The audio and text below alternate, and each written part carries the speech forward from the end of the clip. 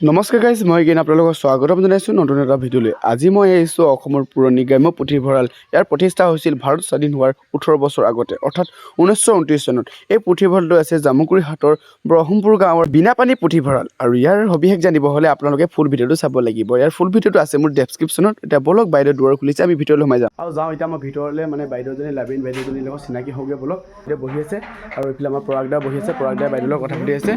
বাইদেউ নমস্কাৰ। আমাক আজি আমাৰ লাইব্ৰেৰীটোৰ বিষয়ে অকণমান আপুনি কৈ দিব, আমাক দেখাই দিব কি আছে।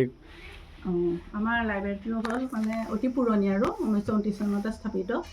তাৰপিছত ইয়াত বহুতো আপুৰুগীয়া সম্পদ আছে, এইবিলাক আবাহন, ৰামধেনু, অকণ, বাঁহী, এইবিলাক পুৰণা সেইখিনি আলোচনী, বহুত পুৰণা আৰু সেইখিনি কপি আছে ইয়াত। হয়, প্ৰথমৰ সেইখিনিও আছে।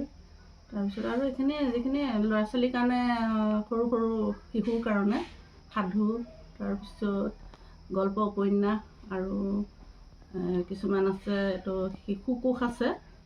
সেইখিনি আপুৰুগীয়া সম্পদ আৰু সেইখিনি আমাৰ আৰু আমি আহি গ'লোঁ লাইব্ৰেৰীটোৰ ভিতৰত আৰু ইয়াত বহুত পুৰণি কিতাপ আছে। এইখিনি হ'ল ইংলিছ, বহুত ইংলিছ, মানে কলনিয়েল পিৰিয়ডৰ, মানে যেতিয়া ব্ৰিটিছ আছিলে অসমত, সেই সময়ত ছপা হোৱা কলিকতাত এইখিনি কিতাপৰ প্ৰায়খিনি কলিকতাত ছপা হোৱা, মানে ছপা কৰা এইখিনি গোটেইখিনি ইংলিছ কিতাপ আৰু একেবাৰে কলনিয়েল পিৰিয়ডৰ, ভাৰত স্বাধীন হোৱাৰ আগৰ এইখিনি প্ৰকাশ হোৱা কিতাপ, একেবাৰে পুৰণি।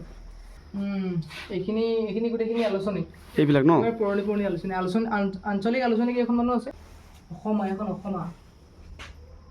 এখন অসম চৰকাৰৰ পৰা প্ৰকাশ কৰা, এইখন প্ৰথম প্ৰকাশ হৈছিলে কেতিয়া, 10 বছৰ, বহুত পুৰণি মুঠতে কিতাপবিলাক, আলোচনীবিলাক। তাৰপিছত গোটেইখিনি আলোচনী। তুমি ভাইটি পঢ়িব আহিছা তুমি? নামটো? হা হা পঢ়িবলৈ আহিছে ন? পঢ়িবলৈ আহিয়ে থাকে ইয়াত ল'ৰা ছোৱালী। এনেই ফেণ্টাচি নহয় দেই, এনেই মানে পঢ়িবলৈ যাম দেখুৱাম তেনেকুৱা নহয়, সঁচা সঁচিকৈ পঢ়িবলৈ আহে, বুঢ়া মেথা ডেকা চব। হেৰি এখন কি বাঁহী এখন 1909 চনত প্ৰথম প্ৰকাশ হৈছিলে। 1909 চনত এখন প্ৰান্তিক এখন পুৰণা সংখ্যা। তাৰপিছত এখন গৰিয়সী, গোটেইখিনি গৰিয়সী বান্ধিল। তেনেকৈ বহুত আছে। এখন 1994 এখন দেশ বুলি এখন ন, এই দেশ বুলি এখন বিখ্যাত আলোচনী। অসমীয়া সাহিত্য পঢ়া মানুহখিনি এইখিনি জানে আৰু ভালকৈ।